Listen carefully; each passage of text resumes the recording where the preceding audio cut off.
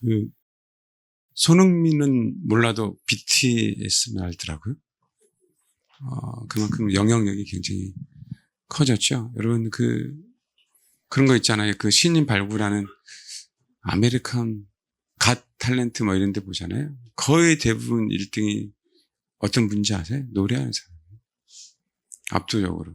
거기서 뭐 소위 제일 우리나라 보통 뭐 태권도 소위 액션을 취하면서 하는 쇼 있잖아요. 한계가 있잖아요. 한계가 있잖아요. 우리가 보는 데는 한계가 있는데, 노래는 똑같은데도 불구하고 어떤 사람이 부르느냐에 따라 들어오는 감동이 다 다르거든요. 또 감동의 깊이도 다르고. 그래서 거의 대부분 1등 하는 친구들이 노래하는 친구들이에요. 그러니까 그만큼 영향력이 크죠. 그래서 성경에도요, 하나님을 찬양하는 무리들을 따로 둔 겁니다. 왜냐하면 그만큼 하나님은 예배 받으시고 경배 받으시기 원하시니까. 천사들이 그런 역할들을 하잖아요. 그런데 이제 세상은 사단이 전략을 바꿨어요. 네가 경배 받아라. 그렇게 전략을 바꿨어요. 그래서 사람들은 소위 자기 자신이 굉장히 잘났다라고 생각하는 착각 속에 이제 빠지게 되는 시대에 살고 있습니다. 그래서 복음은요, 결코 들어가지 않아요. 내가 잘났다라고 하는 그 사상 속에는요, 복음은 들어가지 않습니다. 생각은 사로잡을 수 있겠지만 결코 들어가지 않는 그 시대가 됐어요. 여러분, 그래서 음악 제가 말씀드렸잖아요. 음악의 힘이, 그 다음에 사람의 소리의 힘이요, 굉장한 거예요. 음악의 힘하고요, 내 소리의 힘하고는 똑같아요. 내가 뱉는 어떤 말들은요, 힘이 있어요, 힘이. 어느 사람에게는 저주를 주고요. 내 뱉는 힘이 속에서 근원이 주님이라고 한다면 어느 사람에게 내 소리의 힘은 생명이 될 수 있거든요. 이 부분은 이제 나중에 그 전에 소리 얘기했지만 굉장히 우리가 어떤 것을 표현하느냐. 그래서 예배할 때 우리가 음악으로 보통 하잖아요. 음악이 없어도 우리는 예배할 수 있지만 그 음악의 힘은 굉장하게 커요. 영향력이 있습니다. 그래서 가장 아름답게 만든 피조물을요, 가장 아름답게 나를 하나님이 노래하라고 하는 그 사람으로 만든 거예요. 그 영으로. 그게 루시퍼예요. 그만큼 음악의 힘이 엄청난 거고요. 음악할 수 있는 사람들에게 하나님의 많은 권한을 주셨음을 얘기한 겁니다. 근데 사단은요, 그 음악하는 사람들 다 타락시켰어요. 죄송해요. 지금 현재 제가 아는 그 유명한 작곡가도 우리 CCM 계통에 그래도 끝까지 살아남은 그 작곡가도요, 밥 벌어먹기 위해서 작곡을 한다 그러더라고요. 근데 참 신기한 거는요, 기독교 안에 있는데 예수를 안 믿는 것 같아요. 교회는 뭐 일주일에 한 번만 가면 되지. 자기는 교회 다니면서 헌금 한 번도 한 적도 없대요. 제가 그 친구를 뭐라고 얘기하는 게 아니라요. 그만큼 음악하는 사람들에게는요, 엄청난 공격이 많아요. 생각을 바꾸기도 하고요. 그 사상을 정말 변화가 돼야 되잖아요. 근데 정말 그러면서 뭐라고 얘기하냐면 유대인이래, 유대인. 예배 많이 드리면 본인 생각에서는 그런 표현을 쓰더라고요. 너무 마음이 안타까웠습니다. 그래서 우리가 CCM을 단다, 노래를 잘한다 뭐 있잖아요. 사실 지금 이 시대는 믿을 게 못 됩니다. 그래서 음악하는 사람, 그 음악의 어떤 재능을 찬양하지 마시고요. 우리가 그 음악을 가지고 하나님을 노래하는 데 집중하셔야 돼요. 그러니까 저희 교회가 최대한 심플하게 찬양하려고 하는 이유도 거기 있어요. 앞에 저희 줄 서지도 않잖아요. 다른 데 같았으면 어떡합니까? 다 주셔서 싱어들 다 세워서 찬양하잖아요. 저희는 그냥 여기 앉아서 그냥 요거 건반 하나로 하는 이유. 가끔 이제 드럼 있으면 드럼 하나 하는 이유가 뭐냐면 앞에 있는 부분들에서 빛나지 않으려고 그래요. 요즘 청소년들 있잖아요. 청소년 클럽이 있더라고요. 술 안 팔아요. 근데 하는 행위들은 다 라이트 클럽에서 하는 행위 똑같더라고요. 술만 안 팔아요. 그 세상 음악에 완전히 노출되어 있어요. 그렇게 아이들을 적응시킨 거죠. 유사행위로. 최대한 이게 우리 강대상도 사실 이게 우리 게 아니었기 때문에 그냥 이렇게 있는 거죠. 아까우니까. 교회 이사하면 저는 그냥 딱 심플하게 하나 있는 거예요. 그냥. 움직일 수 있는 거. 뒤에 이런 의자가 어디 있어요? 뭐 장로석이, 뭐의 장로석이야? 대피기도석. 이런 게 어디 있어요? 싹 없애버리는 거지. 오직 찬양할 때 내가 내 스스로 다른 어떤 군더더기 있으면 안 돼요. 물론요, 찬양하는 사람, 반주하는 사람, 어떤 신앙의 상태는 너무 중요하죠. 그게 중요한 거지. 노래를 잘하는 게 중요한 게 결코 아닙니다. 그래서 마지막 때는 음악으로 전부 다 타락합니다. 음악으로 타락해요. BTS가 엄청나게 영향력 있잖아요. 걔네들 예수 믿기 어렵습니다. 아시겠죠? 음악이 너무 중요해요. 그래서 우리가 마음껏 사실은 악기가 갖춰지지 않아도 마음껏 하나님의 예배할 수 있는 어떤 그 시간이 필요해요. 우리가 때로는 전통적으로 찬양하는 어떤 분들, 찬송가도 있잖아요. 그런데 사실은 한 곡으로 그냥 한 번 듣고 그 순서대로 행하는 부분들은요, 하나님을 예배하는 데는 너무 부족하고, 우리가 하나님을 예배해야 우리가 살아나거든요. 우리를 살리는 데는 너무 부족해요. 그래서 우리가 최대한 그 음악 하나 가지고 하나님을 예배하는 부분들에서 많은 시간을 갖는 거예요. 이스라엘 백성은 금송아지 만들어 놓고요, 춤추고 놀고 뛰어놓고 예배했어요. 자기들이 만든 신이 하나님이라고 생각하고요. 그거는 인류 역사가 계속 반복되고 되풀이되는 과정 속에 있어요. 구원하신 분은 누군데? 구원하신 분은 누군데요? 하나님이신데. 근데 그 하나님이 아닌 내가 원하는 하나님을 찬양하고 싶은 거예요. 나를 구원하신 하나님을 찬양하는 게 아니라 그 나를 구원하신 하나님을 찬양하는 게 아니라 나는 구원을 받았어도 내가 원하는 하나님을 원한 거예요? 찬양하고 싶은 거예요. 근데 그 하나님이 그 하나님을 바라는 거죠. 그게 이 시대의 가장 큰 문제점이에요. 그래서 교회는 다니지만 하나님을 제대로 찬양하는 사람들은 적습니다. 우리가 그 부분에서 분명히 인식하시고 하나님을 예배해야 돼요. 그래서 예배하는 시간은 그런 깃발을 들고 춤을 추든 뭐 하든 그건 중요하지 않아요. 그렇게 하셔도 다 돼요. 어떤 행위를 하셔야 돼요. 찬양하다가 진짜 기도함으로 내가 하나님을 찬양할 수도 있어요. 내가 남들은 손 들고 찬양하지만 나는 기도함으로 하나님을 찬양할 수도 있어요. 전혀 문제되지 않아요. 근데 우리에게 중요한 건 내가 노래를 좋아서 노래를 부르는가, 내가 기도가 좋아서 기도를 하는가, 이게 아니라 하나님 예배하는 게 좋아서 하나님 예배하기 위해서 정말 예배하는가, 그걸 분명하게 아셔야죠. 우리가 하나님 앞에 예배 드리는 걸 좋아하는 사람들은 100% 다 자아를 죽입니다. 그래서 내가 처음에는 예배가 좋아서, 찬양이 좋아서, 기도가 좋아서 하는데 결국에 가서는 내가 좋아서 하는 거지만 100% 하나님이 우리 자아를 죽이기 때문에 결국은 하나님의 은혜로 내가 예배하게 되고 하나님의 은혜로 내가 찬양하게 되는 것들을 이제 알게 되죠. 그래서 정말 예배를 사모하는 사람은요, 또 진짜 예배를 드리는 사람들은 다 죽어 있어요. 그게 성경적이잖아요. 재물은 다 죽어 있어요. 재물은 뭐라고요? 다 죽어 있어요. 예쁘게 토막 내주세요. 없어요. 뭐 예쁘게 토막 내요. 안 잘라지면 어떻게 되는 거예요? 그냥 내려치는 거지 뭐예요. 그냥 더 도끼로. 안 아프게 해서 껍질을 벗겨주세요. 없어요. 뭐요? 그냥 쫙 벗기는 거예요. 그거 다 죽어야 벗기지, 살아있으면 벗기면 못 벗겨요. 못 벗깁니다. 죽어야 하나님이 벗기시는 거예요. 그게 재물이 되는 겁니다. 그 은혜가 있기를 바랍니다. 제가 설교를 세련되게 뭐 맛깔내게 여러분들에게 어떻게 전할지는 모르겠지만 그렇게 할 수 있는 부분들 제 수준은 아니에요. 제 수준은 뭐 세련된 것도 아니고 맛깔스럽게 설교하는 스타일도 아니고. 근데 한 가지는 제가 여러분에게 이 설교를 하면서 기대하는 부분들은 뭐냐면, 오늘 설교는 긍휼인데 기대하는 바, 그 다음에 기도하는 바는 뭐냐면 긍휼이 여러분에게 그냥 확 임했으면 좋겠어요. 그거 하나 외에는 없어요. 예배를 보려고 하지도 마시고 그냥 이 메시지가 다른 건 몰라도 내용은 안 나봐도 되는데 그 긍휼하심이 여러분 심령 속에 확 박혔으면 좋겠습니다. 진짜 그런 걸 소망하는 마음으로. 왜냐하면 제가 왜 있냐면 하나님의 긍휼히 하심이 임한다는 얘기는요, 하나님이 정말 일하고 있다는 메시지거든요. 우리에게 주신 메시지, 주님의 선배에게 말씀하시긴 뭐냐면, 제가 평생 기도하는 게 뭐라 그래서 제일 많이 기도하는 게 제가 제일 많이 기도하는 게 혹시 아세요? 통변 좀 해보세요. 뭔지 아세요? 긍휼이라 그랬잖아요. 하나님 나를 긍휼히 여겨달라. 제가 평생에 제일 많이 하는 기도가 하나님의 긍휼입니다. 근데 정말 긍휼이 없으면 여러분 못 살아요. 이걸 정말 아셔야 됩니다. 내가 아무리 잘났고 뛰어나고 재능이 많고 건강하다 할지라도, 내가 할 수 있는 능력이 많다 할지라도 이게 저와 여러분 안에서 사라지면 끝이에요.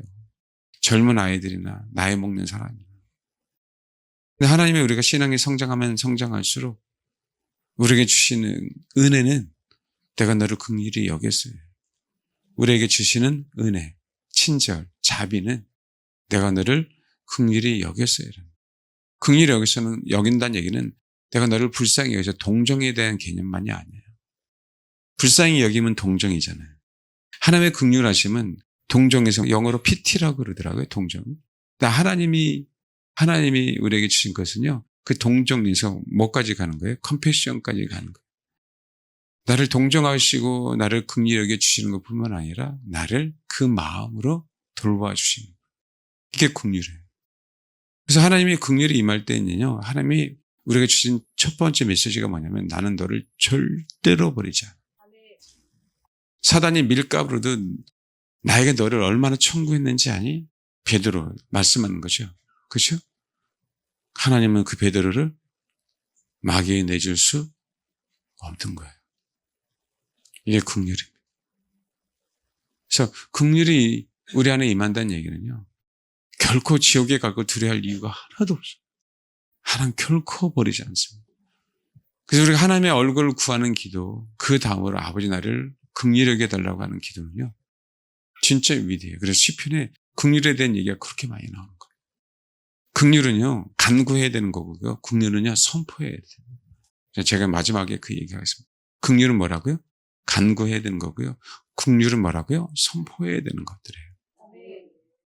어쨌든 하나님의 긍휼이 무엇인지에 대한 부분들은 출애굽기 32장부터 나와 있습니다.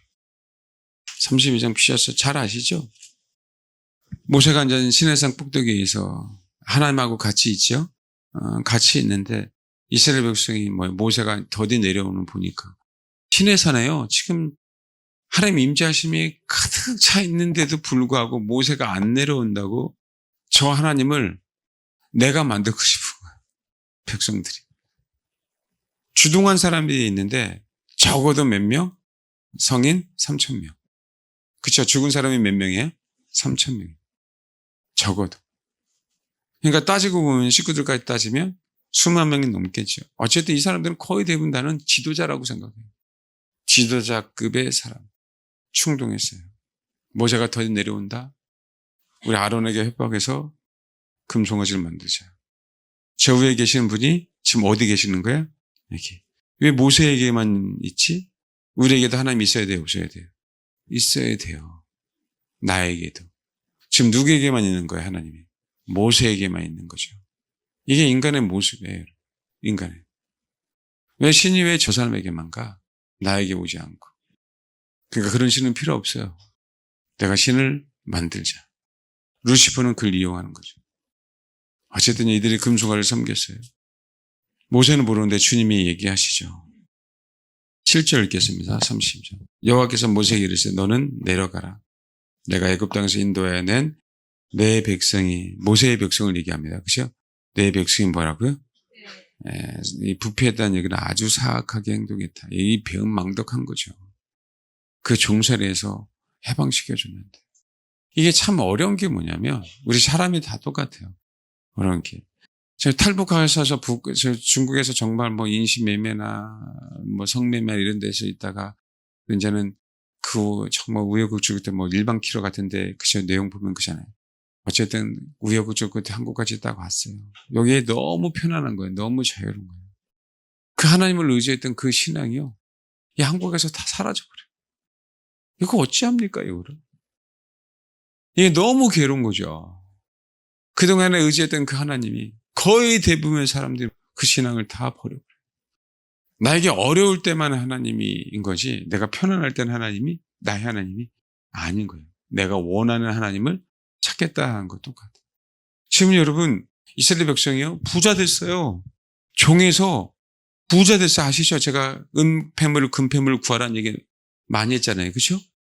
광야인데 부자 됐어요. 수많은 가축도 데리고 나왔어요. 근데 여러분 가보면 알겠지만 황량한 벌판인데 어떻게 가축들을 먹였는지 모르겠어요. 그 풀로. 하나님 그렇게 인도하셨어요. 이스라엘 백성들 전 국민이 다 부자였습니다. 여러분요. 주거비가 들어가지도 않아요. 생활비가 절대 안 들어갑니다. 만나가 내려오죠. 옷은 헤어지지 않죠. 신발은 달지 않죠. 돈 쓸 게 없어요. 그러신 분 한번 손 들어봐요. 금송아지 하나 잡읍시다. 돈 쓸 게 없어요. 쓸데없어요. 쓸데가 돈이. 오죽하면요. 자녀들에게 뭐가 있다고요? 귀에서 금 고리를 빼놨어요. 자녀들에게서요, 여러분. 자녀들에게까지 금고리를 할 수 있는 그 풍성함이 있었어요. 이스라엘 백성들이요. 이렇게 풍성하게까지 해주셨는데도 불구하고 뭐 하는 거예요? 여유가 생기니까 금송아지 만들어서. 여러분 봐봐요. 여기 한번 봐봐요. 6절부터 볼게요. 6절. 이튿날에 그들이 일찍 일어나 번제를 드리며 화목제를 드리고 백성이 앉아서 먹고 마시며 일어나서 뭐라고요? 신났죠? 여기 악기가 빠지면 되겠습니까? 안 돼요. 18절. 모세가 이르되 이는 승전가도 아니요 폐하여 부르짖는 소리도 아니라 내가 듣기에는 어떤 소리예요? 노래하는 소리예요. 저희네 가까이 이르러 그 송아지와 그 춤추는 것들을 보고 실제로 아주 신났습니다. 아주 신났어요. 여러분 이 얘기는 뭐죠? 금도 있죠? 돈도 있죠? 뭐도 있어요? 여러분 음식이 빠지겠어요? 여러분 여기에? 술이 빠지겠어요? 포도주가 빠지겠냐고요. 그런 상황이에요. 25절. 모세가 본즉 백성이 방자했어요. 물론 아론이 분명히 방자하게 방치했어요. 굉장히 큰 문제입니다. 근데 지금은 백성이 방자했어요. 그러니까 봐요. 원수에게 조롱거리가 되게 하였다. 그래서 몇 명을 죽였어요? 3,000명. 그래서 모세가 다시 30절 보세요. 이튿날 모세가 백성에 이르되 너희가 큰 죄를 범하였다. 내가 이제 여호와께로 올라가니 혹 너희를 위하여 속죄가 될까 하노라. 모세가 여호와께로 다시 나아가 여쭤오되 슬프로소이다. 이 백성이 자기를 위하여 금신을 만들었으니 큰 죄를 누굴 위하여 만들었다고요? 네, 자기를 위하여. 여유가 있으면 이 짓을 우리는 더합니다. 여유가 있으면 우리는 이 짓을 더해요. 저라도 여러분이라고요. 여러분 나는 안 할 거야 라고 정말 얘기하지 마십시오. 그 거짓말이에요. 왜 하나님의 긍휼이 필요한지 아셔야 돼요. 우리 자신은. 왜 하나님의 우리의 긍휼이 필요한지. 그게 우리 안에 가슴 깊이 내려가면요. 결코 하나님 우리를 버릴 수 없어요. 하나님 나를 안 버릴 거야라고 주문을 외우라는 게 아니에요. 여러분. 아버지의 긍휼을 여러분 가슴 깊이 새겨서 가슴 깊이 내려 보내도록 하세요. 여러분의 인생에 있어서 가장 가끔 뿌리 가장 밑바닥에 그러니까 우리의 가장 밑바닥에 내 속에 그죠? 얼마나 더 큰 악이 있습니까? 사도 바울이 얘기하잖아요. 그 더 깊은 내 마음 더 깊은 곳에 악이 자리 잡고 있고 죄가 자리 잡고 있는 그곳에 뭐가 임해야 되는 거예요? 하나님의 긍휼이. 그 긍휼을 구해야 되고요. 그 긍휼이 거기에 자리 잡아야 됩니다. 그래 우리가 변화돼요. 그리고 하나님은 결코 버릴 수 없어요. 왜요? 당신의 긍휼이 있는 곳에는요. 하나님은 결코 버릴 수 없습니다. 이게 하나님의 마음이에요. 여기요. 이랬죠. 33절. 여호와께서 모세에게 이르시되 누구든지 내게 범죄하면 내가 내 책에서 그를 지어 버리리라 라고 얘기하셨죠. 그리고 하신 얘기가 33장에 신의 산을 떠나 내가 내 사자를 앞서 보낼 거야. 그러나 3절 33절 3절 읽겠습니다. 시작. 그러니까 어떻게 나는 안 올라가겠다. 이 의미가 있습니까? 이스라엘 백성에게 의미가 있어요? 그 의미가 하나도 없어요. 여러분. 그러면서 요구하시는 게 주님이 뭐라고 하냐면 5절 여기서 모세에게 이르시기를 이스라엘 자손이라 너희는 목이 곧은 백성인지 내가 한순간이라 너희 가운데 이르면 너희를 진멸하니 너희는 장신구를 떼라. 그러면 내가 너희에게 어떻게 행할 것이 정하기라 하셨습니다. 이스라엘 백성이 호레산에서 그들의 장신구를 이때부터 떼기 시작해요. 그들의 죄를 알고 내가 하찮은 미물일 수밖에 없습니다. 하찮은 미물일 수밖에 없음을 고백하고 인정하는 거예요. 내가 부자니까 내가 여유 있으니까 내 자녀에게까지 금 귀고리까지 다 해줬어요. 하나님께서 그렇게 부자를 다 만들었더니 아예 그냥 내 자식을 꾸미기 바빴고 그랬더니 그래 금송아지 만들기 위해서 그래 그 금 귀고리쯤이야 뭐 어떻게 해요? 내가 낼 수 있는 여유가 너무 많이 생긴 거예요. 근데 그게 한두 사람이 아니야. 수많은 사람들이 다 그렇게 여유 있으니까 내가 나의 여유를 위해서 내가 필요한 신이 뭐예요? 그들에게 필요하기 시작한 거예요. 이게 우리의 모습이네요. 루시퍼는요 정확하게 똑같은 길을 가고 있고요. 우리도 그런 길을 가고 있습니다. 여러분 하나님께서 우리에게 회복시켜 주시고 치료해 주시고 가난해서 부를 허락하시고 연약하면서 그저 강함을 허락하시고 그 할 때 우리가 타락하지 않은 이유는 하나님의 긍휼이 있기 때문에 타락 안 하거든요. 할 수가 없어요. 내가 타락 못하도록 하나님의 긍휼이 우리를 그렇게 못하도록 만드신단 말이에요. 근데 그게 없는 상태에서 부자가 되고, 그게 없는 상태에서 치유받고, 그게 없는 상태에서 회복되고, 그게 없는 상태에서 능력이 많아져서 이스라엘 백성들처럼 이 꼴이 나는 거예요. 그렇게 중요해요, 긍휼이. 하나님의 얼굴을 구하는 매 순간 그걸 구하는 것뿐만 아니라 아버지 나를 긍휼하게 해달라. 생각이 아니에요. 제가 말씀드렸잖아요. 제가 뭔가 놀러하면 아버지 긍휼히 여겨주세요. 이 마음속에 그걸 하잖아요. 놀러라면 내가 아버지 긍휼히 여겨주세요라고 하면서 내가 놀러래요. 놀러하면서 깊이 안 내려가면 정말 안다니까요. 그게 소중함을 아는데도 기도하는데 내 깊은 곳에서 나오지 않음을 하라. 이게 무서운 거예요. 이게 무서운 거예요. 내가 건강할 때든 가난할 때든 아플 때든 우리가 좋든 싫든지 간에 항상 아버지의 긍휼은 동일하게 우리 인생 가운데 흘러가거든요. 동일하게. 근데 그렇지 않다. 이게 미치는 거죠. 그래서 결국은 33장 19절 읽겠습니다. 시작. 은혜는 우리 인생에 살면서 어떤 호의예요. 혜택을 우리에게 주시는 거예요. 근데 은혜 베풀 자에게는 은혜를 베풀고 긍휼히 여길 자에게는 긍휼히, 은혜는요 베푼다 그러고요. 긍휼은 여기신다 그랬어요. 은혜는 베풀고 긍휼은 여기신대요. 그러니까 은혜는 우리에게 주신 어떤 풍성함이에요. 긍휼은요. 이거는 내가 너의 어떤 이 것, 네가 해결할 수 없는 이 것, 인간이 해결할 수 없는 이것 때문에 너는 심판받을 수밖에 없거든. 근데 내가 긍휼히 여겨서 그 심판을 없앨 거야 이거예요. 약간의 차이가. 은혜와 긍휼은. 근데 근원이 약간 달라요. 근원이. 사전적으로 긍휼은 뭐냐면요. 말 그대로 뭐예요? 불쌍히 여겨주면서 돌봐주는 거예요. 은혜는요. 우리에게 베푸는 어떤 친절, 호의를 얘기하잖아요. 사전적인 의미도 약간 다르죠. 은혜의 개념은요. 양육이라는 개념이 없어요. 그건 베푸는 거니까요. 있는 여러분의 이 상태에서 베푼 거예요. 근데 긍휼은요. 있는 상태에서 베푸는 게 아니라 있는 내가 여태까지 여기 지금 이 상태로 와 있잖아요. 이게 큰 틀에서 하나님의 은혜죠. 근데 그 은혜가 지금 언제 내가 지금 그 은혜를 그 자비를 경험하는 거잖아요.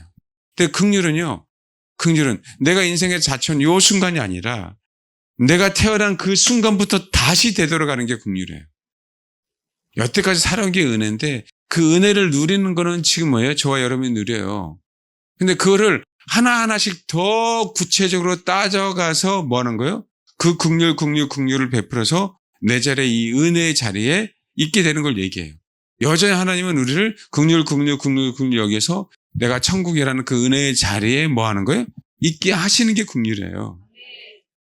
어떤 의미인지 좀 이해되시죠? 그래서 근원적으로 좀 많이 다릅니다. 긍휼하심이 있기 때문에 긍휼하심 뭐예요? 우리를 돌봐주시기 때문에요. 내가 양육하는 게 아니라 누가 양육하는 거예요? 주님이 양육하시는 거예요. 그래서 아버지의 긍휼이 임할 때는요. 하나님은요. 우리를 버릴 수 없습니다. 제가 스님하고 목사님 오셨을 때 너무 감사한 분들이 뭐였냐면 우리 교회 이분들 때문에 아버지의 긍휼이 임하네. 저 여러분 모르시겠지만 저는 너무 감사했어요. 여러분 모르지만 저는 우리 교회를 향한 하나님의 큰 메시지를 인도하심에 대한 큰 흐름을 봐야 되잖아요.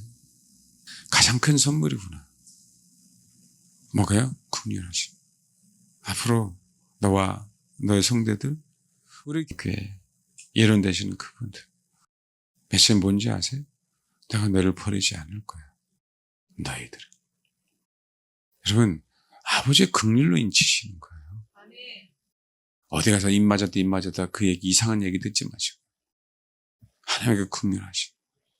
헬라어로 긍휼을요 엘레오라 그래요. 인간에게서 가장 그 비참한 현실 속에서 하나님은 그 현실 속에 그냥 내버려 두지 않고 하나님의 큰 자비를 부여하셔서 거기서 뭐야 완전히 건져내는 걸 긍휼이라고 얘기해요. 건전해서 이스라엘 백성을 끝까지 양육하신 것처럼 양육하는 걸 긍휼 그런 얘기를 합니다. 근데 히브리어에 있어서 긍휼은 라함이에요, 라. 근데 이게요, 제가 말씀드린 단수로 쓰였을 때는 자궁이라는 뜻입니다. 자궁. 긍휼은 어디서 출발해요? 그치, 엄마 뱃속에서부터 출발해요. 하나님의 은혜로 지금 저와 여러분의 같은 그 얼굴, 이 형상을 갖고 있죠. 하나님의 은혜로, 그렇죠? 하나님의 긍휼로 엄마 뱃속에서 자궁하고 연결된 그 태출을 통해서 뭐 하는 거, 우리를 자라게 하시고 성장하게 하시고 태어나게 하시는 거예요. 이게 긍휼입니다. 그래서 결코 내 뱃속에 있는 애를 나는 태어날 때까지 버릴 수 없는 거예요. 얘는 나의 형상이에요. 그래서 내가 천국에서 나와 함께 영원토록 살 때까지는 버릴 수 없다. 이게 긍휼입니다. 안 구하실래요? 그런데도? 돈의 문제도 아니에요. 건강의 문제도 아니에요. 우리 인생은요, 긍휼의 문제입니다. 베드로전서 2장 10절 한번 봐봐요. 읽겠습니다. 2장. 자네의 긍휼을 얻지 못했는데요, 하나님이 긍휼히 여기지 않았다는 거예요. 근데 이제는 뭐라고요? 그렇죠. 그래서 어떻게 했나요? 그죠. 그러나 너희는 택하신 족속, 왕같은 제사장, 거룩한 나라, 그의 소유된 백성으로 만들기 위해서 뭐 한 거예요? 긍휼을 베푸신 거예요. 긍휼은요, 이례적인 게 아니에요. 그래서요. 아버지의 긍휼하심을 찬양하는 게, 그렇죠? 겉으로 나타나는 게 뭐예요? 은혜예요, 은혜. 그래서 모든 것이 다 은혜라고 하는 것 같아요. 그 뿌리는 긍휼하심. 전에는 우리가 긍휼을 얻지 못했어요. 그래 여러분, 이제는 저와 여러분 긍휼을 얻었습니다. 요한복음 8장 한번 보세요. 8장. 배경을 한번 보세요. 예수는 감난산을 가시니라 아침에 다시 성전으로 돌아오시니 백성이 다 나오는지라 1절 앉으사 그들을 가르쳤어요. 어디에서 가르쳤어요? 어디서요? 성전에서요. 성전을 가르치는데 서기관과 바리새인들이 음행중에 잡힌 여자를 끌고 와서 가운데 세웠어요. 예수께 말해서 선생이요, 이 여자가 가늠하다가 어디서 잡혔어요? 현장에서. 10절 많은 사람들은 정죄했지만 여자여 너를 고발하던 그들이 어디 있느냐? 너를 정죄한 자가 있느냐? 여러분, 가늠하다 현장에 잡힌 사람은요, 바로 심판받아야 돼요. 어떤 심판이에요? 돌로 쳐서 죽는 심판. 사람들에게는요, 긍휼이 없기 때문에 사람들은 긍휼 없으면 긍휼 없는 심판을 받습니다. 이게 굉장히 무서운 거예요. 사람들은요, 자기 안에 하나님의 긍휼을 경험하지 못했기 때문에요, 사람들에게 뭘 베풀 수 없는 거예요? 긍휼을 베풀 수 없는 거예요.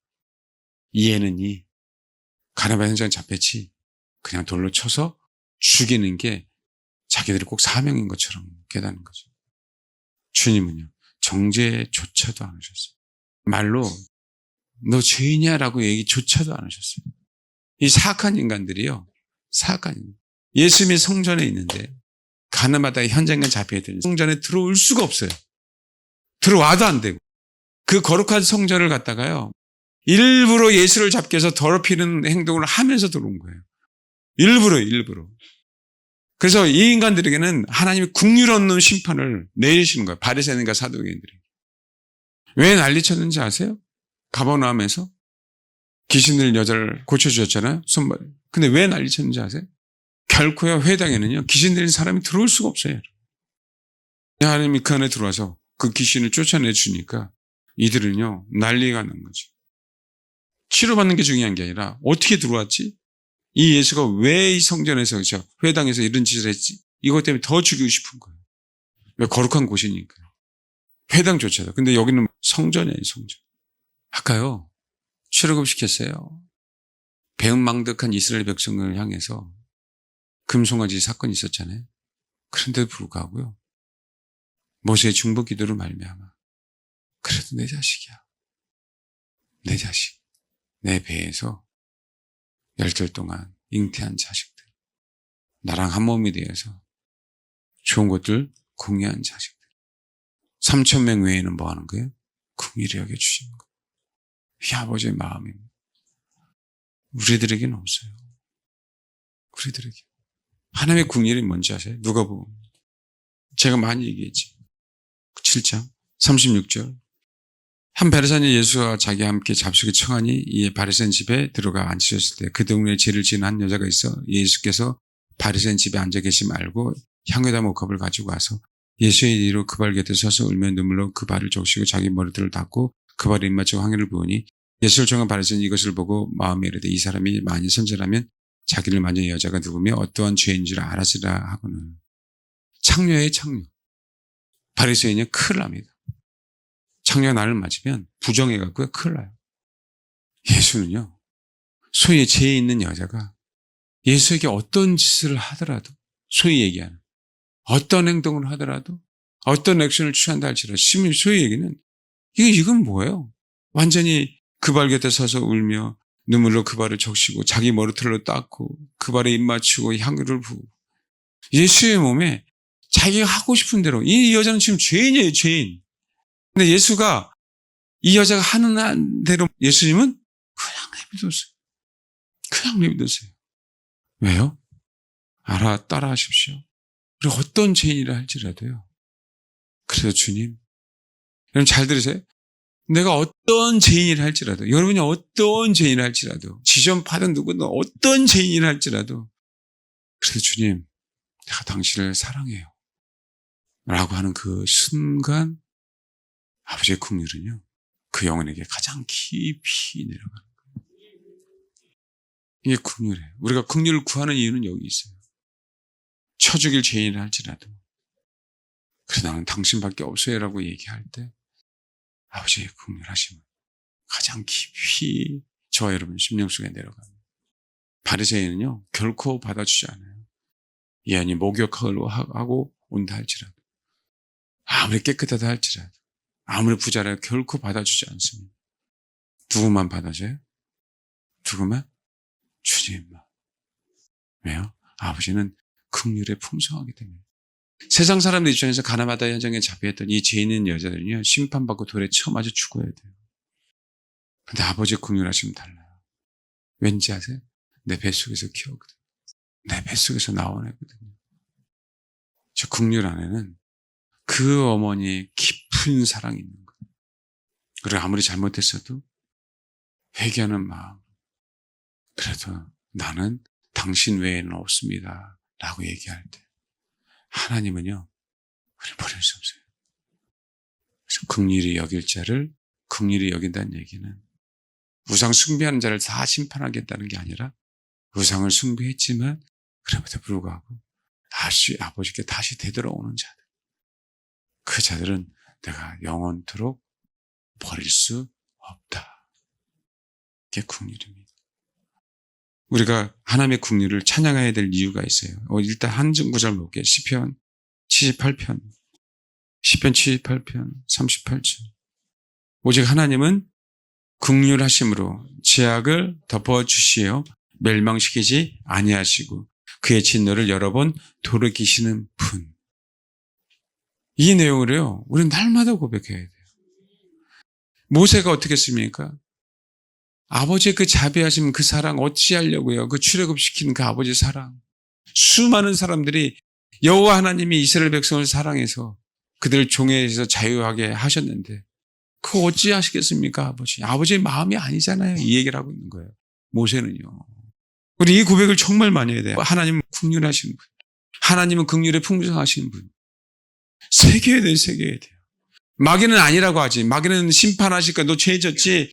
너를 심판하셔 라고 얘기하지만 하나님은 아니에요. 하나님께로만 되돌아오면 어떤 수를 쓰서라도 예수께로 되돌아오면 사람은 나를 다 버린다 할지라도 하나님 결코 버리지 않습니다.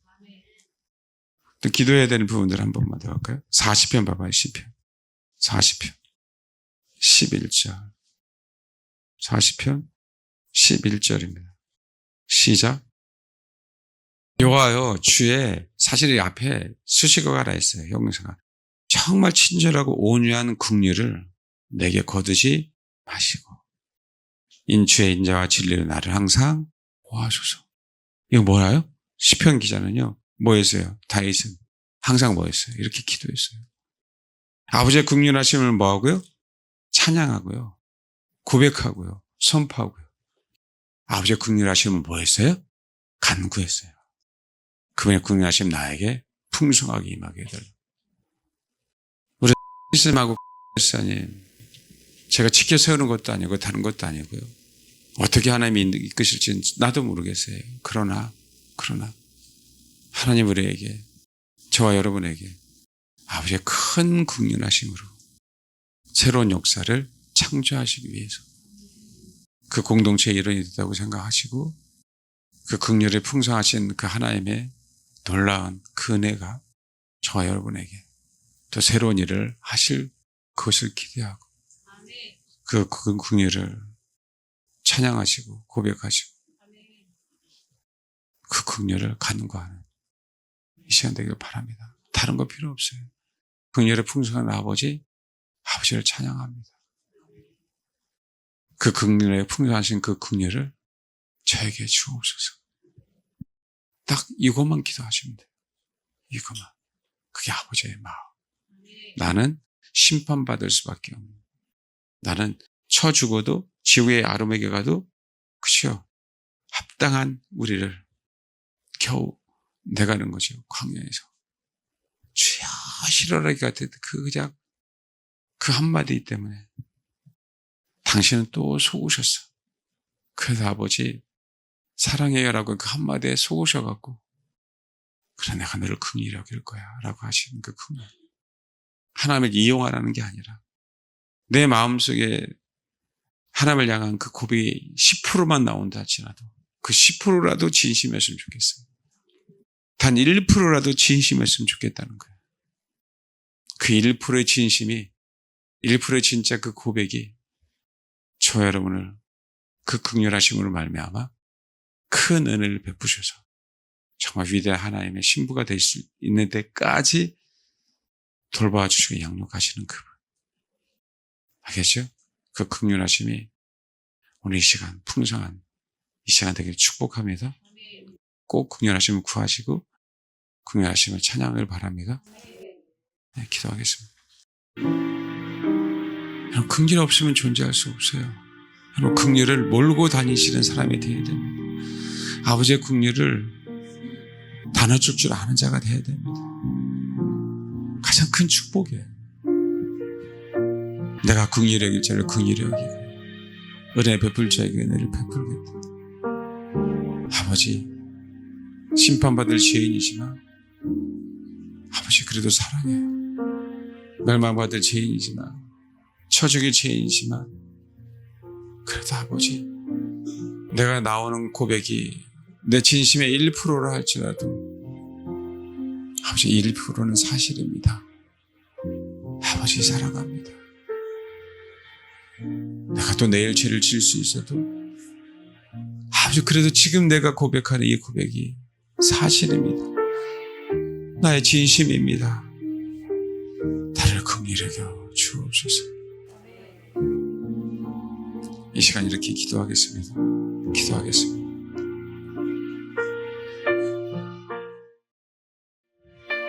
기도하겠습니다. 하나님, 아버지가 긍휼이 풍성하지 않으면 어찌할 뻔했습니까? 긍휼이 풍성하신 하나님, 찬양받아 주옵소서. 긍휼에 풍성하신 하나님, 간구합니다. 그 풍성한 긍휼을 내려주옵소서. 우리 인생 가운데, 우리의 삶 가운데, 하루하루 살아가는 그 발자취 가운데 우리 형편을 아시는 주님, 아버지 큰 긍휼을 베풀어 주옵소서. 그 큰 긍휼으로 말미암아 온전한 양육을 받아 장성한 주님의 사람이 될 수 있도록 그 풍성한 긍휼이 우리에게 역사할 줄 믿습니다. 그 풍성한 긍휼이 우리 마음 깊은 곳에 자리 잡음을 말미암아 내 마음 깊은 곳 죄, 쓴뿌리, 아픔, 그 모든 것들이 긍휼하심으로 사라질 줄 믿습니다. 앞으로 아버지의 긍휼을 찬양하며 앞으로 주의 긍휼을 구할 테오니 받으시고 응답하여 주옵소서. 우리에게 긍휼이라는 큰 선물을 허락하여 주신 하나님 너무 감사를 드립니다. 그 긍휼로 인하여 아버지의 더욱더 큰 사랑을 알게 하심을 감사를 드립니다. 아버지, 우리가 비록 죄를 졌다 할지라도 가둔과 하옵기는 내 마음의 1%라도 아버지를 사랑하는 그 사랑하는 마음이 주님 앞에 상달된다면 불쌍히 여겨주시는 그 은혜가 우리 인생 가운데 있게 하옵소서. 우리를 정말 풍성하게 하시려고, 우리 인생 가운데 참 평화를 주시려고 우리에게 긍휼을 구하게 하시고 긍휼을 찬양하게 하신 하나님 너무 감사를 드립니다. 아버지의 긍휼하심이 우리 사랑하는 성도 한 사람 한 사람 가운데 이제 시작되었습니다. 풍성하게 하옵소서. 찬양합니다. 감사드리며 예수님의 이름으로 기도합니다. 아멘.